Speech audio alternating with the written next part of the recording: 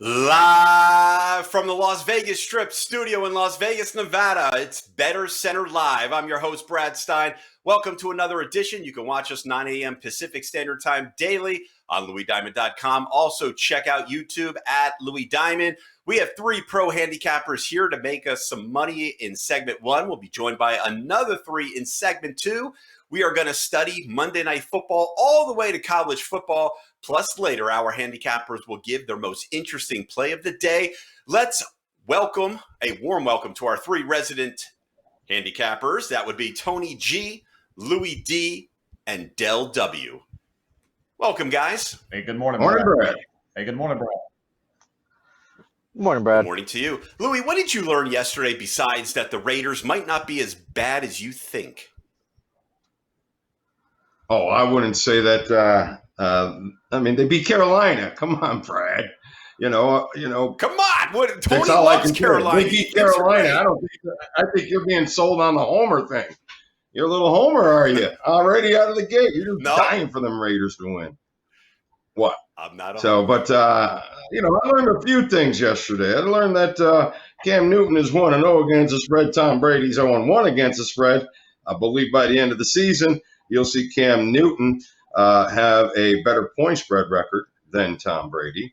I learned that Drew Brees and the Saints are definitely a force to reckon with in the NFC. Just coming short the past couple of years, getting dogged a couple of years ago. So that New Orleans train could be a real nice train. The New Orleans over train could be a great train. I think the Buffalo Bills did what they kind of expected to do. And I think the Jets showed they did what they expected to do. Probably should have had some money on them Buffalo Bills yesterday. The under got me good or the over got me good on that last score, which, we got the report on the wind. The wind was there, but so was the over. So we took it on the chin there. And then I also learned that Cleveland is probably, trash, but got to be a little careful coming in this Thursday. I'll talk about that in a little bit. And Baltimore is not trash, and got to look out for them. Definitely some over material there. Missed on that one yesterday. And Jackson was surprised everybody with the win. Thought maybe the cover, but the win is Phillip Rivers really washed up. I wasn't thinking that, so I'm still not saying that yet. But that's my and the LA Chargers. If they could only get 16 points on this Cincinnati defense, they could be a strong underplay throughout the year. We'll be keeping an eye on that. I'll have to give you my thoughts on the NFC in a little bit. Oh, Mr. Antonio, what did you learn yesterday from week one? Wow. Well, the main thing I really think I learned is that these analytic guys that are in the earpiece of these head coaches must think they're playing Madden football. Last night, the Dallas Cowboys, in the fourth quarter, 4th down and 3, down a field goal, opted to go for it. Now, I know McCarthy's an analytics guy, but I tell you what, man, that's not winning football. And guess what? They lost the game. So I learned that. I learned that some of the older quarterbacks, Phillip Rivers, to me, he looks toast. He's looked toast the past couple seasons. New team. Yes, he has. I didn't really see anything different. He just looks kind of stale, man, like an old guy. And you wonder, Matt Ryan in Atlanta was a little disappointing. Mainly the defense. They had those questions anyway, so you learned that Atlanta's defense still was pretty shitty. At Arizona, you learned that Kyler Murray has a little game left in him. Still kind of not pretty to watch at all times, but it proved effective yesterday for sure on the road against San Francisco. And you wonder about, I mentioned in San Francisco, you wonder Garoppolo is he more like an Alex Smith or is he more like a Tom Brady? Where does he fall in that scale? Is he a manager that had a good year last year, or is this guy really an elite quarterback that can win a Super Bowl? Vikings, that was probably my biggest disappointment as a pick yesterday. I mean, they lost. They just got trashed. Even though I lost to Panthers, that was another thing. Matt Rule with the 4th and inches call with the game on the line and a minute left, it's a fullback dive. Does this bastard think he's still in college? Who the hell calls that play? Led to loss. That game basically set up the last team that had the ball was going to win. And then just a brain fart on a call. If anything, you would give it to McCaffrey, let him get stopped short, not some overweight fullback, but that's the way it goes. So I learned a lot, and hopefully I can carry that forward and start, picking more winners. So yesterday was not very.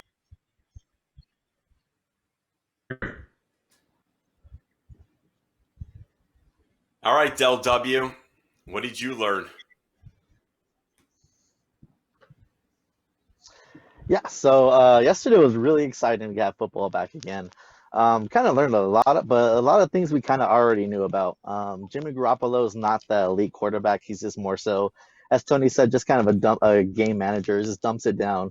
Can't make the big throws. He doesn't really have weapons this year anyways at wide receiver. So we kind of already knew that. The only game that was allowed to have fans yesterday was the Jacksonville game, and they were able to upset the Colts. So I guess that plays a little bit of a factor. We kind of, I guess, knew that Phillip Rivers was probably the problem in the Chargers since he lost to the Jaguars. Mitch Trubisky was throwing dimes. I love seeing Cam Newton there in that Patriots uniform. Overall, it was a really good day. Our favorite play yesterday, Cardinals won outright versus the 49ers. So I'm just excited to have football back. Hopefully we have more of these games. Let's go. Yeah, let's go to game number 1, Monday Night Football. The Steelers -6 at the New York Football Giants. Over-under came in at 45. Tony G, start us off with game number 1. Okay, Big Ben back in the lineup. This is one where I'm wondering if my leaning on tradition is going to cost me here, because Pittsburgh as a favorite is no better. How many times has Pittsburgh won but not covered a spread? It seems like that's what they do. Against my gut, everything's telling me that the Giants are a terrible team.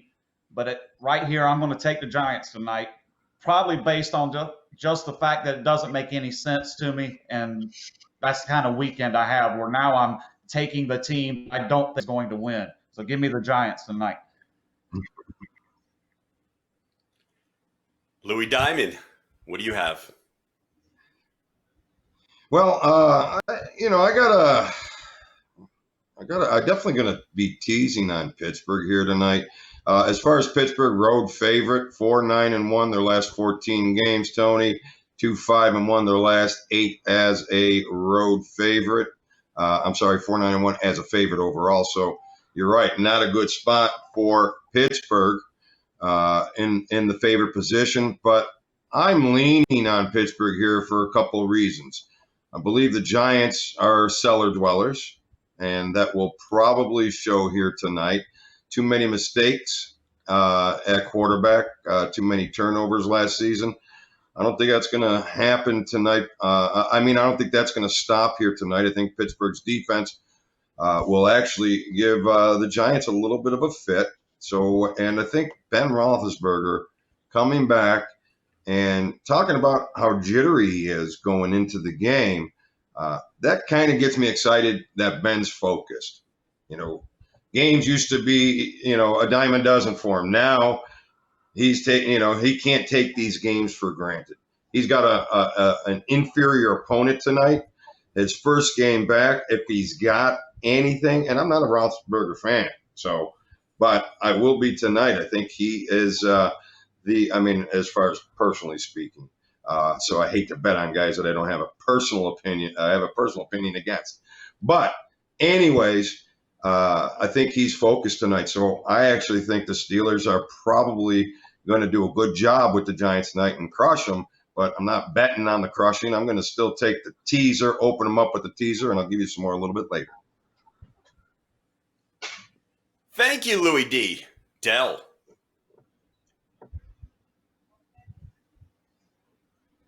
Yep. All right. So I really like this game today. Probably going to be one of my favorite plays. For the Giants and the Steelers, I like this game going under. So Giants, they don't really have a passing game. Probably their best receiver, Tate, is questionable. I'm not sure if he's going to play or not. Other than that, all they really got is Ingram. This is going to be a run-dominant game. They're just going to give the ball to their best player, Barkley, and hope that he breaks one or two. But see it's going to be a run-heavy game. Steelers' defense is amazing. They carried them last season while they went through their quarterback troubles with Rudolph getting hit with the helmet. But they do got Big Ben back, but they have a really good defense. I see this as a run-heavy game. I really like this under. It opened up at 57, I believe. I saw it at 55 today with more bets coming in on the over. I love this under. Giant Steelers under for me today. Thanks, Del, but don't go anywhere because game number 2, the second part of Monday Night Football, the Titans -3 at the Broncos came in at 41 over under. Who do you like? What do you like?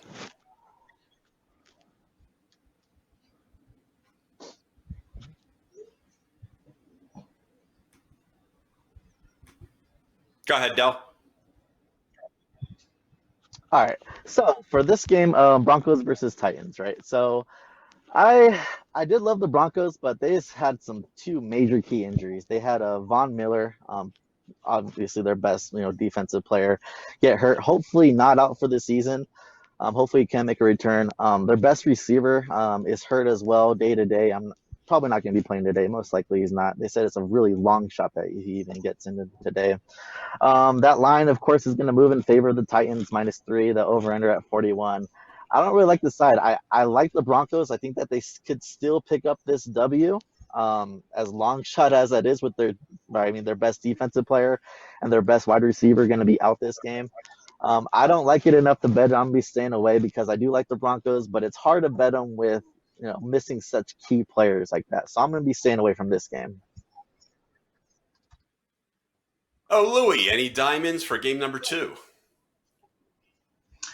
Well, I totally agree with Dell. This is going to be a tough spot for Denver, missing Von Miller and Sutton at receiver. So they're missing their top offensive receiver. They're missing not only just their top defensive player, but one of the league's top defensive players. And that is really that's going to hamper them. They win 16-0 last year because they shut Henry down. I don't see it happening tonight. I think Tennessee, once again, it's tough. You got 2 home underdogs on Monday Night Football. That dog on national TV usually shines bright, but I think tonight's going to be a night that the dogs just don't have it. So I'm going to definitely lean on the Titans here tonight and probably on some under. And Mr. Tony, what do you have for us? Yeah, this is going to be my best play tonight of the 2 games for sure. I'm going to back Tennessee here. I think Dell definitely mentioned Von Miller not being there.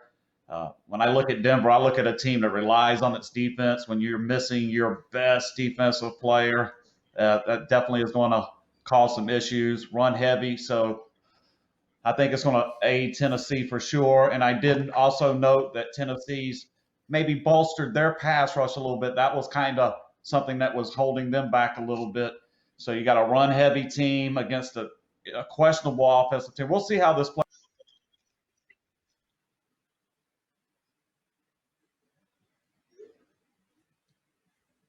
That brings us to our most interesting play of the day. Tony, we'll just stay right with you. Okay, most interesting play of the day. I'm going to go in the Major League Baseball, and I'm going to back San Diego as they are playing the Dodgers tonight. I'm just noting that the Dodgers, when Kershaw's on the mound, this guy's normally 250, -300. Tonight he's only like -130. Padres are scorching hot. I think like one of those cases where the book is telling you where to go. I think my most interesting play will be on San Diego as they host the Dodgers. All right, Mr. Louis Bag of Diamonds, most interesting play of the day is who? Well, I feel that vibe that Tony feels on that game, and people would think that Kershaw is usually a dead under, but not with the Padres. And and the Padres have been a team that's faced them enough and hit them enough. So I like the over in this matchup here tonight, over 8 with the Dodgers and the Padres. That'll be my most interesting play here today. Del Warfield. All right. So for my most interesting play today, my favorite play is going to be the one that we already talked about in the NFL. I love this Giants versus Steelers game going under. I just see it as a run game, low scoring game. I don't think that the Giants are going to be able to put up more than 14 points. I don't see the Steelers being able to put up 30 plus. So I love this game going under. Definitely going to be my favorite play today. Giants Steelers under 45. Thanks, boys. Tony, Louie, and Del W. Coming up next, Tony Cusimano, the man in the street, is somewhere in Tennessee. What is he doing? And where exactly is he? We'll find out next. You're listening to Bettor Center Live. Brad Stein here live from Las Vegas. Join us daily for Bettor Center Live with our professional handicappers, where you get sports information you can bet on. Stop gambling, start winning. Bettor Center Live.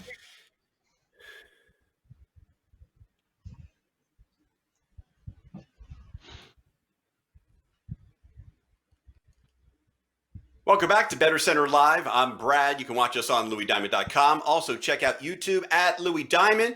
We are waiting for the man on the street, Tony Cusimano, somewhere in Tennessee. Can I hear you? Can you hear me? I hear you loud and clear, Mr. Bradley, and I'll tell you something. I am at the home of the Tennessee Titans, Nissan Stadium, Nashville, Tennessee. So everyone knows, our secretary got my flight arrangements mixed up. I should be in the Mile High City tonight, Tennessee at Denver. We're going to cover that now. But I am at the home of the Tennessee Titans, which, yes, tonight they do face a big road game and a conference game. It probably is going to come into play come into late December here, where they seed here in the conference playoff picture. But I will say one thing with the crew. We'll agree to disagree here. Let's go over this game a little bit here now. We've got Tennessee -3 on the road at Denver, the Mile High City. I think that thin air may get to them. They did have a 16-0 shutout loss last year. You also have to take into the picture Von Miller is out, true. Mr. Sutton is out. Drew Lock's top weapon. But why hasn't the line gone from 3 to 4? If these guys are so key and so integral, why hasn't the line gone to +3.5 or +4? Why? Because the Denver Broncos are probably going to win this game outright, and it's all because of the young man on the offensive side of the ball by the name of Drew Lock, who led this team to a 4-1 record. That's right, 4-1 record in the last 5 weeks of last year, and he's going to carry that momentum coming into this season, 2020. So that's what we have. We've got, and also the offensive line has gotten that much better. So offensive line that much better in Denver. The defense is still going to be strong without Von Miller. Sure, there's a little bit of a hole there, but they've got replacements that are going to fill that gap. And remember, Tennessee is on the road. And if I could just say one thing, there's 3 greatest days in a coach's life or in baseball a manager's life. There's the 3 greatest days. Number 1 is the coach gets married. God bless him. He meets a beautiful girl.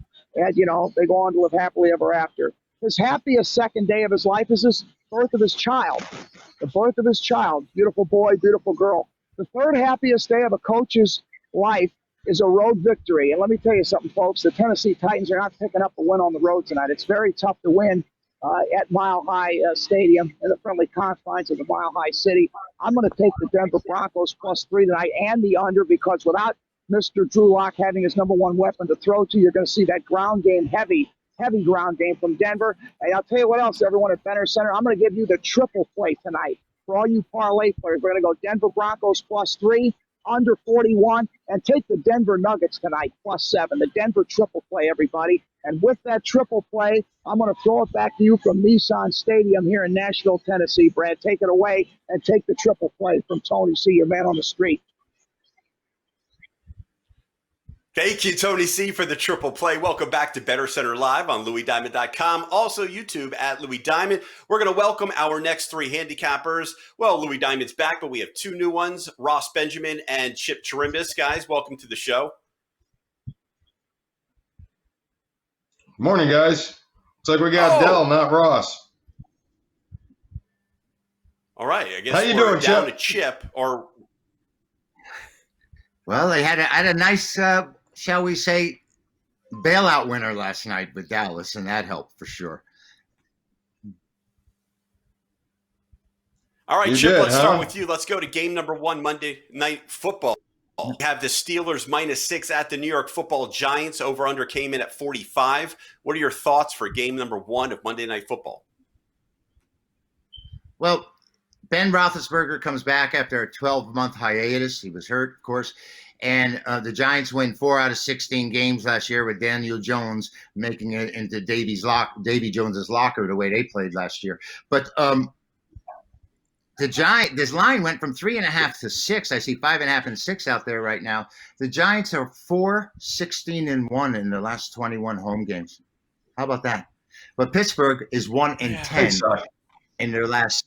And 1-10 in their last 11 road games. I'm going to take the Giants here. I wouldn't be surprised if they actually won the game. Barkley, the new coach, new attitude. Didn't help the Jets much yesterday, but I think the Giants are the side tonight. Thanks, Chip. Ross, welcome to the show. There you are. What are your thoughts for game number 1? Yeah, I agree with my partner there. You're looking at the obvious would say Pittsburgh, right? I mean, they're unequivocally the better team on paper, but we're not picking who's going to have the better record at the end of the year. We're picking who's going to cover this game. Something's got to give, Brad. I mean, you got a Giants team that's gone 0-6 straight up in ATS in their last 6 as a home dog, and 1-10 straight up in ATS in their last 11 as a home dog. Well, why do you like them, Ross? Well, Pittsburgh isn't any better on the road as a road favorite. And Louis brought that up earlier. 1-6-1 against the spread in their last since 2018, actually, as a road favorite. So one of these teams is going to have to break that trend. And also, I look back, you think of Pittsburgh as all the success they've had with Mike Tomlin, yet they're just 5-11-1 straight up in their last 17 season openers. So they don't have a history of starting fast. Very small lean here from me on the New York Giants plus the points over Pittsburgh. Nice jersey, Ross, by the way. Louis D., anything new to add or subtract? Well, the fact that everybody else is kind of leaning on them Giants, I guess it's supposed to worry me a little bit, but I'm still riding the Pittsburgh.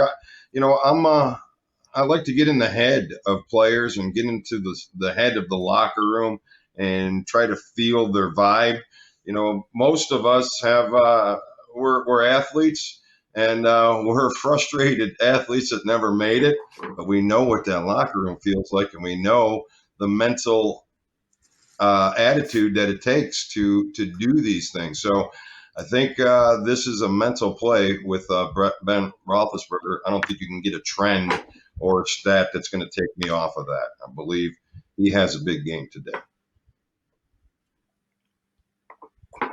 Oh, Chipster, before we get to game number 2, what did you learn from week number 1 in the National Football League yesterday, Sunday, and Thursday night? Don't bet on a team you can play for. The Jets stink. That's all I can tell you. I was very happy. I was very happy with the Washington the Washington Swampers. I'm going to call them the Swampers. Yeah, well, no, they're the Swampers. We're still looking to clean that up. I was so disappointed in myself that I didn't have the nerve to take Jacksonville. Russ and I had discussed this earlier, and we just eliminated that game. And of course, they ended up being one of the better plays of the day. I did use Washington. That was a pretty good winner for me, but I did have the Jets on top. And I'm not even a fan. I call them the green slime, that team. And I don't believe I used them on top. And I was very surprised to see what happened with the Niners. And I'm beginning to think that Garoppolo is going to be Carapolo, and he's just not going to be the player that we anticipated he would be. You might be right about the Garoppolo. Ross B., what do you have to add? What did you learn from week 1? I know you're all excited with your Buffalo Bills jersey, beat the green slime, but are you going to beat like real slime out there? Yeah, well, let's try. Anyway, going back to Chip's point, I did have Jacksonville as my free pick yesterday on the show on Friday, +8 underdog. They win outright 27-20, and then Washington. Again, I brought up something to keep in your mind going forward for the viewers. Again, division home dogs in week 1. There was 2 of them yesterday, Washington and Jacksonville. Not only did they both cover, they both won outright. So that makes them 18-5 against the spread since 2010. Not only that, they've won 15 of those 23 games outright. So keep that in mind going forward. What I learned that Seattle still can't stop the pass, and that's concerning to me. But they continue to outscore teams as long as Russell Wilson plays at that kind of level he did yesterday, where he was just on fire. 30 out of 34 passing. They gave up 450 yards passing. Last year they had a great year again, but they gave up a lot of yards passing. No more Legion of Boom. So keep an eye on that going forward when they play a good defensive team where they're not going to be able to outscore the opponent. They might be a nice fade to play against as a favorite, or even like next week, I'm going to have to take a real hard look at that total, which is 44 against New England with their pass defense, even though it looks like New England's going to run a very conservative offense. Ross, we're going to stay with you. Game number 2, Titans opened up at -3 at the Denver Broncos, over under 41. You like anything in this game? This is a tough one, Brad. These teams met in Denver last year, and Denver beat them 16-0 and held them to 204 yards and shut down their ground attack completely. If I'm not mistaken, that was before Tannehill took over as quarterback. The line move is not so much because of the money, but because of the key injuries with Cortland Sutton and Von Miller. So a real tough call. I mean, if you put the proverbial gun to my head right at this particular moment, I would take the home dog. Chipster, what do you got? Well, I agree with Ross here. I'm going to have to be on this Denver side. They added some spectacular offensive firepower in the offseason. Melvin Gordon is now key running back for them. And the kid they drafted out of Alabama, Drury, he was just one of the top receivers in the nation. Yeah, and they drafted the other kid, the explosive guy from Penn State. I mean, so the loss of Sutton, I don't know if it's really going to be there, other than the fact that these guys are rookies, and who knows what they're going to do in the first time out. Denver held Derrick Henry to 28 yards on 15 carries in that 16-0 win that you mentioned, Ross. Early in the season last year, I can see Denver doing it again. Von Miller is certainly a major loss for a team that was on the brink, middling as it was. So hopefully Elway's putting together an offense together with them. He's got a running back now and 2 explosive receivers and a quarterback in Drew Lock, I believe he is. And he can get the ball into the hands of his receivers. 4-1 in his last 5 starts as a rookie last year. We'll see if he improves as much as I expect Daniel Jones to improve with the Giants. Lou Diamond, what do you have for us here in round 2? Well, listen, round 2, what I'm going to do is I'm going to just give you a quick little, what did I learn from the NFC from the NFC yesterday. Washington may not be the pushover that I thought they were, but Philadelphia looks to be the pushover that we thought they were. Dallas, boy, that got shoved right in my face yesterday with Dallas being the little media darlings. They got screwed by the refs big time yesterday. Now, I don't know if that's leading up to something else down the road, but Dallas should have, that PI. I don't see how that plays. That's a penalty in today's world, but, everybody wants to have their safe zones. So in the NFC North, Chicago, hell of a comeback. I got to give them credit for that. Still don't have faith in Chicago. Don't have faith in Detroit. Have a lot more faith in Green Bay after yesterday, but certainly Minnesota's struggling. They're going to struggle this year. I think Green Bay just might have it given to them. And then in the South, New Orleans is just going to be unstoppable, I think. I don't see any of those teams competing with New Orleans, so that's going to be a cakewalk over there. And then over in the West, as I gave you yesterday, Arizona on the money line. Gave it to you guys. Hope you took advantage of it. Arizona is the train that you want to ride.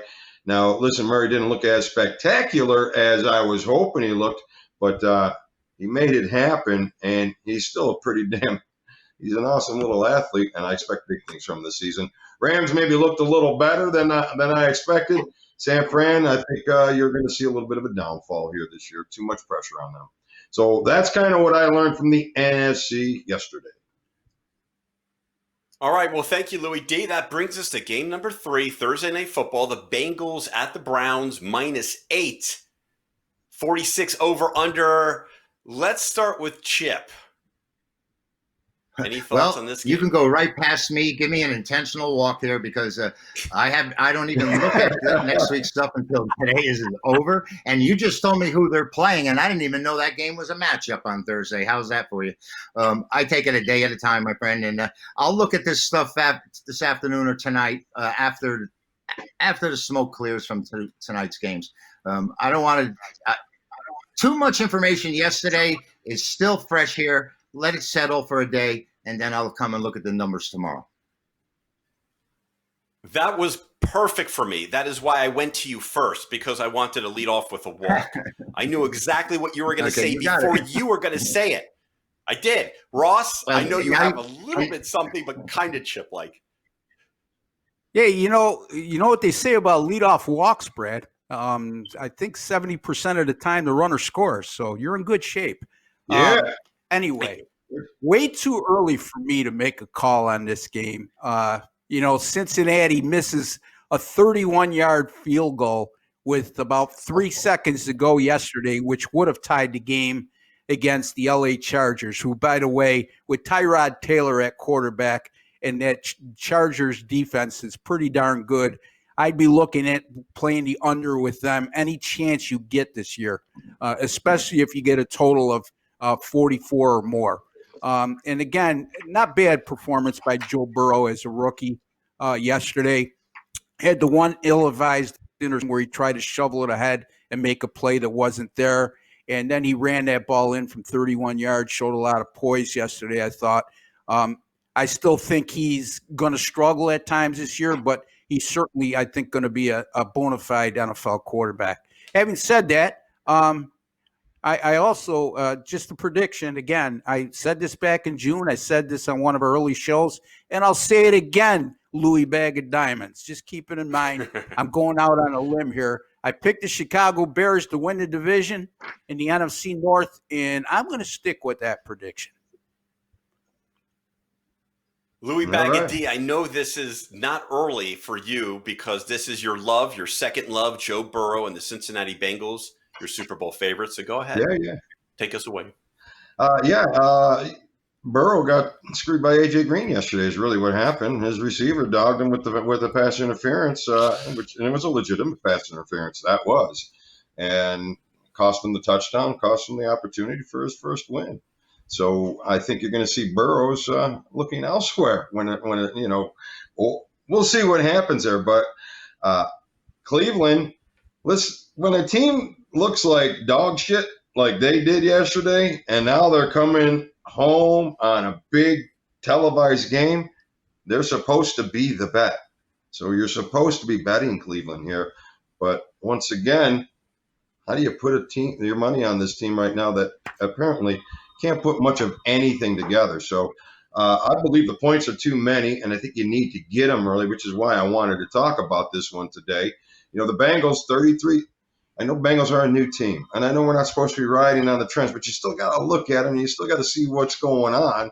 So 8-3 as a road underdog, 7-3-1 in week 2, 33-16 their last 51 in September, but they are 3-10, 3-7 their last 10 overall. And Cleveland, Thursday night games, they do well, 7-2 against the spread. So that worries me, but against their divisional opponents, 9-19-1, and that showed last week. So I still got to believe that the Bengals are still to play. 9 out of the last 11 have gone the Bengals' way, but that trend was good for them, good for the Browns versus the Ravens, so that didn't work too well. But I'm riding Joe Burrow's train. Come on, guys, get on the train with me. All right. Let's get on the train. Let's get on the most interesting play of the day train, starting with Chip Chirimbus. Yes, sir, Brad. I'm going to go back to the same scenario I posted last week when I said we had a visiting team favored against the best team in the American League. We have Minnesota Twins, who are favored at Chicago, at the White Sox, who have the best record in the American League. And here's the scenario once again. Like last week, I pointed out that a 1-5 starter for Cincinnati was favored at St. Louis with Wainwright going. And this is more of the same. You have Berrios going for Minnesota, and one of the top starters for the White Sox, who've had great hitting, great balance in the lineup, and their pitching has really come to into play. But I think them as an underdog here is another one to come get me. And I'm going to take Minnesota. I think it's a really interesting line that they come up favored in this game. The game may be a pick 'em, close to a pick 'em, but not $1.30 like I'm looking at. I'll take Minnesota Twins. All right, Ross. Hey, before I get to the free pick, be sure to go to my website, folks. It's rbwins.com. My NFL picks in the month of September since 2013 are 99-51, and that's documented by the good folks over at sportscapping.com. If you want to check the legitimacy of that record, feel free to do so. I would invite you to.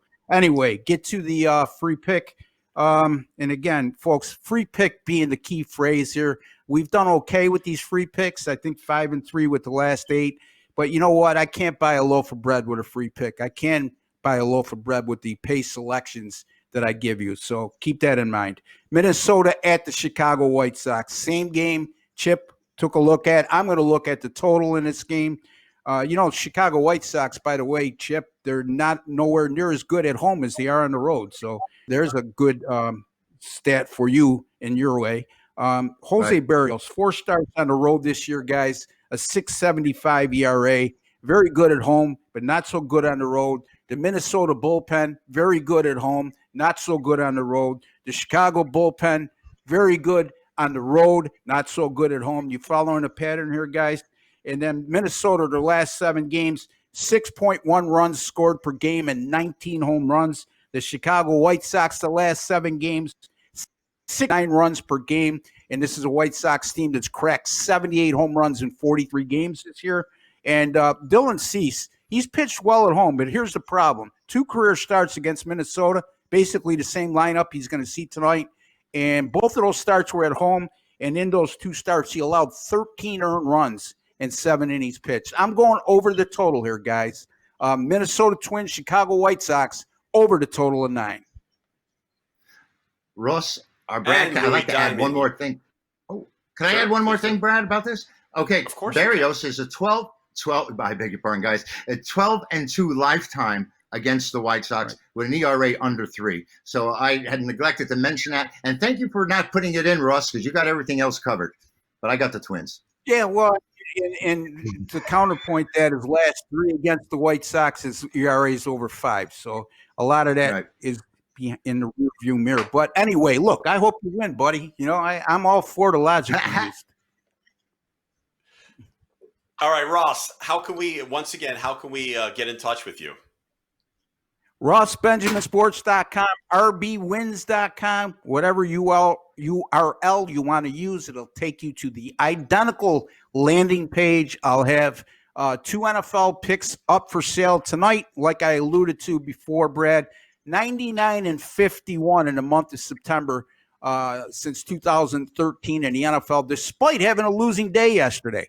So, again, if you know anything about me, I'm resilient after a losing day. So jump aboard, folks. RBWins.com. I also have very affordable priced subscription plans in the 1 week and 30-day plans. If you're not making a profit at the end of those plans, I will extend your package until you do. So that's RBWins.com, Brad. It's where you pay a little to win a lot. And that brings us to Louis Diamond. Your most interesting play of the day is? Well, what I'm going to do is I'm going to open you up and give you the gift that keeps on giving here today.